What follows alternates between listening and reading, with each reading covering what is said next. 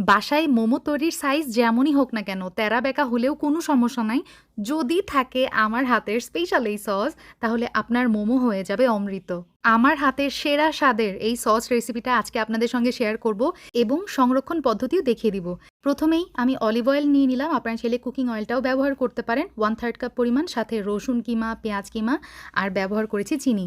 চিনি যখন ক্যারামেল হয়ে আসছে, ব্রাউন কালার হয়ে গেছে পেঁয়াজ রসুন, এই পর্যায়ে সয়া সস দিয়েছি, সাথে ব্যবহার করেছি চিলি ফ্লেক্স, লাল মরিচের গুঁড়া, লবণ দিয়ে দিলাম, আরও লাগছে হোয়াইট ভিনেগার, তার সাথে দিয়ে দিব তিল, সাদা তিল ব্যবহার করেছি। এই পর্যায়ে ব্যবহার করেছি টমেটো সস, সাথে ব্যবহার করেছি তেঁতুলের চাটনি, এখানে প্রায় 2 টেবিল চামচ আছে। সব কিছু খুব ভালো মতো কষিয়ে নিব, তারপর অ্যাড করে দিব হচ্ছে পানি। সসের বোতলটা ধুয়ে 1/4 কাপ পানি ব্যবহার করেছি, যাতে করে কোনো কিছুই নষ্ট না হয়। আবারও আমি কষিয়ে নিয়েছি প্রায় 5 মিনিট, মানে কোনো পানি অবশিষ্ট থাকবে না এই সসে।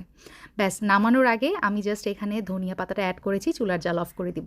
গরম থাকা অবস্থায় যে কোনো পরিষ্কার কাচের জারে উঠিয়ে রাখবেন, ইনশাল্লাহ 2 থেকে 3 মাস এমনিতেই, মানে রুম টেম্পারেচারেই ভালো থাকবে, এটা ফ্রিজেও রাখা লাগবে না।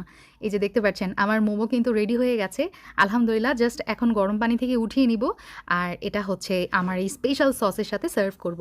আমার স্পেশাল এই সসের চেহারা দেখে বুঝতে পারছেন এটা কি হয়েছে। যে কোনো স্ন্যাক্সের সাথেও সার্ভ করতে পারেন, অনেক